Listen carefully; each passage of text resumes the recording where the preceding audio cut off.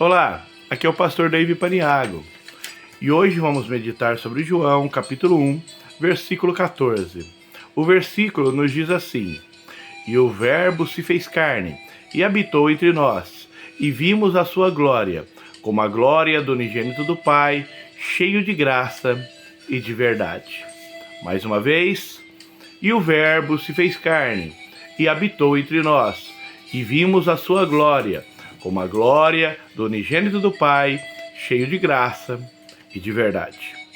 Primeira parte do versículo: e o Verbo se fez carne e habitou entre nós.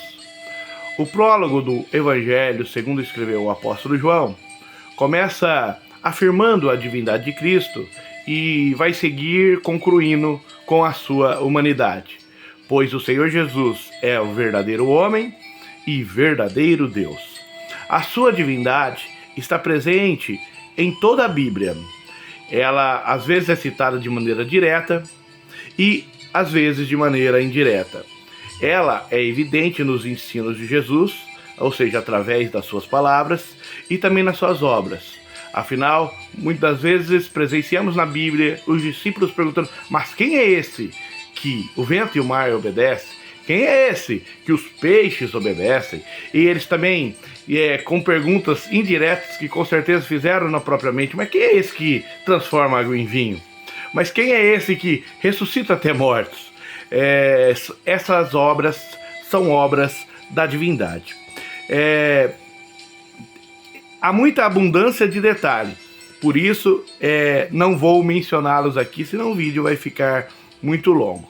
Só que a encarnação do Verbo significa que Cristo, que Deus, assumiu a forma humana. Está lá em Filipenses 2, ele sendo em forma de Deus, não teve por usurpação ser igual a Deus, mas humilhou-se a si mesmo, tomando a forma de servo, fazendo-se semelhante aos homens. A concepção e o nascimento virginal de Jesus é obra do Espírito Santo. Está profetizada em Isaías 7,14, cumprida em Mateus 1:23. Essa encarnação é considerada e chamada por Paulo de um mistério. 1 Timóteo, capítulo 3, verso 16. Segunda parte do versículo: e vimos a sua glória, como a glória do unigênito do Pai.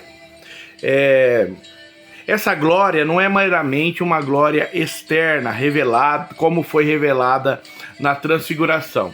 Sobre a transfiguração, João testificou: o que era desde o princípio, o que ouvimos e vimos com os nossos olhos, o que contemplamos e as nossas mãos apalparam, isso proclamamos a respeito da palavra da vida.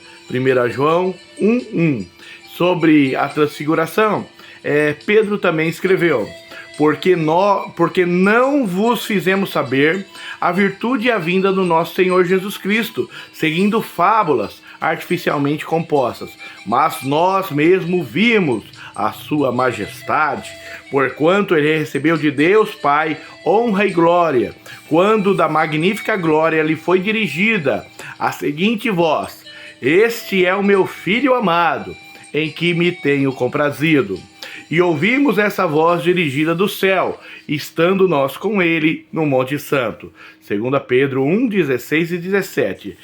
Não está falando, então, dessa glória revelada na transfiguração, mas o esplendor do divino caráter. Era a mesma glória de Deus, pois Jesus é exata expressão do ser de Deus. Afinal, nele habita corporalmente toda a plenitude da divindade. Colossenses 2:9. Quem vê o Pai, o vê, pois ele e o Pai são um. Não era uma glória refletida como a glória de um santo, e sim a glória, segundo o próprio versículo, do unigênito do Pai. Era uma glória singular. A etimologia da palavra unigênita em grego indica a deidade do Filho. O vocábulo vem de monos, que quer dizer único, e de genes, que parece derivar de raça, tipo, e não necessariamente do verbo genal, gerar. Então, unigênito, empregado em relação a Jesus, transmite a ideia de consubstancialidade, ou seja, o Filho é da mesma substância do Pai. O Filho é da mesma natureza do Pai. Se o Pai fosse de carne e osso, o Filho seria de carne e osso. Mas uma vez que o Pai é divino, o Filho também é divino. É exatamente o que declara o credo niceno. E cremos em um só Senhor, Jesus Cristo, Filho de Deus, o unigênito do Pai, que é da substância do Pai, Deus de Deus, luz de luz, verdadeiro Deus de verdadeiro Deus, gerado, não criado, de uma só substância com o Pai. Terceira parte, cheio de graça e de verdade. A palavra graça, no Evangelho de João, só aparece aqui e no versículo 16 e 17. É a graça que ele veio dar aos homens. Está escrito no versículo 17. E todos nós recebemos também da sua plenitude, com graça sobre graça. Afinal, a lei foi dada por Moisés, a graça e a verdade vieram por Jesus. A palavra que acompanha graça é a verdade. E a verdade é o caráter essencial do verbo. Esta é a verdade no sentido filosófico da realidade, no sentido ético da sociedade e no sentido moral do amor. Jesus disse a respeito de si mesmo: eu sou a verdade. F.F. Bruce, sobre esse verso, escreveu que Moisés no deserto pediu um favor a Deus. Ele disse: rogo-te que me mostre a tua glória. E a resposta de Deus foi: farei passar sobre ti toda a minha bondade e te proclamarei o nome do Senhor. Êxodo 33, 18. E a Bíblia vai continuar dizendo: e passando o Senhor por diante dele, clamou: Senhor, Senhor, Deus compassivo, clemente e longânimo e grande em misericórdia e fidelidade. Êxodo 34, 5.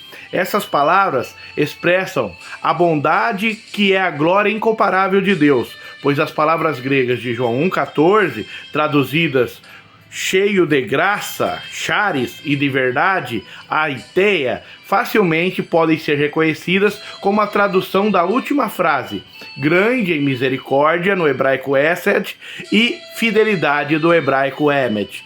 A glória vista no verbo encarnado foi a glória revelada a Moisés, quando o nome de Javé soou em seus ouvidos. Porém agora esta glória foi manifestada aos homens, foi manifestada na terra a todos os que nele creem, e os que nele creem são chamados filhos de Deus, porque são atingidos pelo poder desta glória. Que Deus em Cristo vos abençoe. Até o próximo vídeo.